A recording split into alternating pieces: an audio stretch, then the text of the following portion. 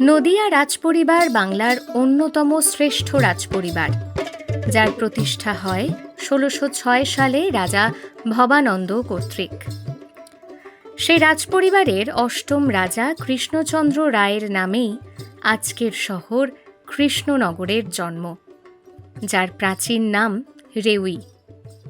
রাজা কৃষ্ণচন্দ্র রায় ছিলেন বাংলার শ্রেষ্ঠ রাজা। একদিকে তিনি ছিলেন বিদ্বান, অন্যদিকে ছিলেন সংস্কৃতি মনস্কতার পৃষ্ঠপোষক। সেই সময় নদিয়া ছিল বঙ্গ সংস্কৃতির পীঠস্থান। সেই সময়ে রাজা কৃষ্ণচন্দ্র রায় আদেশ দিয়েছিলেন যে তাঁর রাজ্যে স্থানীয় শিল্পীদের উৎসাহ দেওয়া হোক। তখনই অধুনা বাংলাদেশের অন্তর্গত ঢাকা এবং নাটোর প্রভৃতি এলাকা থেকে দক্ষ মৃৎশিল্পীরা এসে বসতি স্থাপন করেন কৃষ্ণনগরের একটি এলাকায়। আমি ১৫ বছর বয়স থেকে এই কাজে আমি জড়িত। মোটামুটি ভারতবর্ষের সব জায়গাতেই যাই কম বেশি। তাদের হাতেই তৈরি হতে থাকে নানান দেবদেবীর মূর্তি, নাট্যমঞ্চের চরিত্র, লোককথার দৃশ্য, যা ক্রমশই রাজ দরবারের অঙ্গ হয়ে ওঠে। জলঙ্গি নদীর এই বাঁকেই এই স্থান অবস্থিত। এই নদীর জলেই আজও কাদামাটি সংগ্রহ এবং প্রক্রিয়াজাত করা হয়। ঘূর্ণি যে পুতুলপট্টি শিল্পীদের প্রাণ কেন্দ্র, ঠিক তার পাশ দিয়ে বয়ে চলেছে জলঙ্গি নদী। আর এই জলঙ্গি নদীর মাটি কিন্তু প্রসিদ্ধ, বা তাই দিয়ে পুতুল তৈরি হয়। সেই এলাকাই পরবর্তীতে ঘূর্ণি পুতুল পট্টি নামে পরিচিতি পায়। এই নদীর মাটি জানে কত হাতের ঘাম, কত প্রজন্মের অশ্রু এবং আশা এখানে মিশে আছে। এটাই ঘূর্ণি, যেখানে আঙুল গড়ে তোলে পল্লী বাংলার আত্মার এক জীবন্ত প্রতিচ্ছবি। মাটি নিয়ে খেলতে খেলতে একটু একটু করে কিন্তু এই শিল্প আসতে শুরু হয়। তারপর অনেক সময় মাটি নিয়ে এসে বাড়িতে তারা বিভিন্ন রকম দেবদেবী বা পুতুল বানানোর চেষ্টা করে। ঠিক তেমনভাবেই দিনের পর দিন সেই কাজের উন্নতি হতে থাকে এবং শিল্প সৃষ্টি হতে থাকে।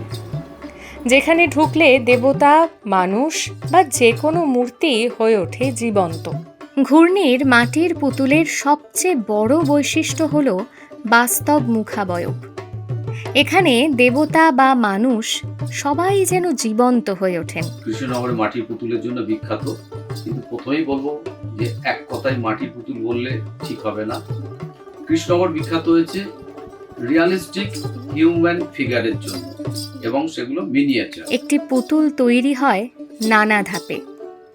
মাটি কেটে আনা, রোদে শুকোনো, হাতে গড়া, সূক্ষ্ম ছেনি দিয়ে চোখ, নাক, ঠোঁটের নকশা, তারপর রঙে প্রাণ দান। রং করাও এক শিল্প। এখানকার শিল্পীরা নিজেরাই তৈরি করতেন প্রাকৃতিক রং, কখনো গেরুয়া, কখনো নীলচে সবুজ, কখনো মাটির হালকা বাদামি। প্রতিটি রঙই জীবনের ছোঁয়া বহন করে। শুনতে অবাক লাগলেও একবার নয়, মোট ৫ বার ঘূর্ণির একই পরিবারের মোট ৪ জন সদস্য পেয়েছেন জাতীয় এবং আন্তর্জাতিক পুরস্কার। এই ঘূর্ণির মাটিতেই শিল্পী তড়িৎ পালের হাত ধরে এসেছে শিল্পগুরু সম্মান। আর আমাদের ফ্যামিলি বলতে আমার কাকা বীরেন পাল পেয়েছিলেন প্রথম জাতীয় পুরস্কার, আমার বাবা পেয়েছিলেন তার পরের বছরই, এবং তারপরে আমার ভাই পেয়েছিল সুবীর, আর তারপরে আমি পেয়েছিলাম ২০১২। শুধুই কি বাংলা? ঘূর্ণির মৃৎশিল্প তো গোটা ভারতের কাছে এক গর্বের ধন। কোথায় পড়েনি ঘূর্ণির ছাপ? দেশের পার্লামেন্ট হাউসের বিভিন্ন শিল্পকর্ম, কিংবা মুম্বাই আন্তর্জাতিক বিমানবন্দরের আর্ট মিউজিয়াম, অথবা সমুদ্র পাড়ের সুদূর ওয়াশিংটন ডিসির গান্ধী মূর্তি। ঘূর্ণির মাটি ঘুরে এসেছে গোটা পৃথিবী। টোকিও থেকে লন্ডন, প্যারিস থেকে মস্কো, মুগ্ধতায় স্তব্ধ হয়েছে গোটা বিশ্ব। পুরস্কারের পর পুরস্কার জিতে নিয়েছে ঘূর্ণির মূর্তি। ১৯৮২ সালে ইন্ডিয়ার হয়ে ফেস্টিভ্যাল করলাম লন্ডনে। পরবর্তীকালে আবারও ইন্ডিয়া ফেস্টিভ্যাল হয় 1985-এ ওয়াশিংটন ডিসি। এখানকার শিল্পকর্ম তাক লাগিয়ে দিয়েছে অগণিত দর্শকদের।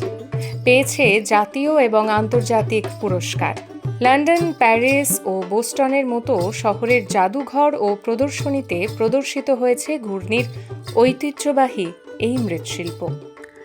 যারা একদিন বিশ্বকে অবাক করেছিল, আজ অনেক ক্ষেত্রেই তাদের হাত ক্ষুধায় কেঁপে ওঠে। তবুও নিজেদের দেশে তারা ধুঁকছে অবহেলার অন্ধকারে। আজকে এখানে নেই কোনো মিউজিয়াম, নেই আর্ট কলেজ, নেই কোনো এন্টারটেনমেন্টের জায়গা, নেই কোনো সজ্জিত বিউটিফিকেশন, নেই কোনো এটিএম ফ্যাসিলিটি, নেই পানীয় জলের ব্যবস্থা, নেই কোনো ফুডিং লজিং এর ব্যবস্থা। তাহলে মানুষ কেন আসবে?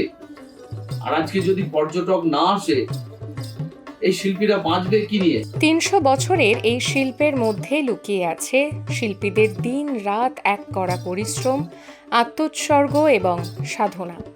আর আছে এই শিল্পের প্রতি অপার ভালোবাসা। আধুনিক পৃথিবীতে ঘূর্ণির মাটির পুতুল শিল্পের ভবিষ্যৎ বর্তমানে কিন্তু অনিশ্চিত, এবং তার মূল কারণ হলো ক্রমাগত প্রতিযোগিতা, কাঁচামালের দাম বৃদ্ধি এবং তরুণ প্রজন্মের আগ্রহের অভাব। আমাদের যারা পরবর্তী জেনারেশন আছেন, এই কাজ শিখতে খুব একটা আগ্রহী নয়।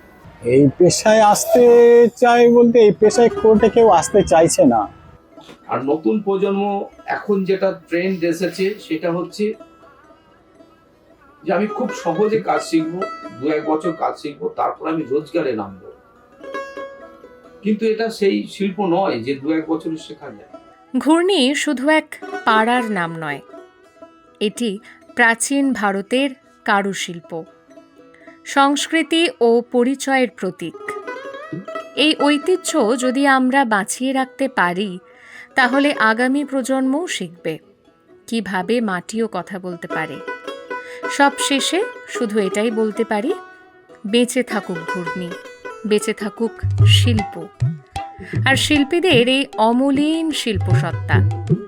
কারণ এই মাটি যতদিন বেঁচে থাকবে, ততদিন বাংলার আত্মা এইভাবেই আমাদেরকে গর্বিত করবে।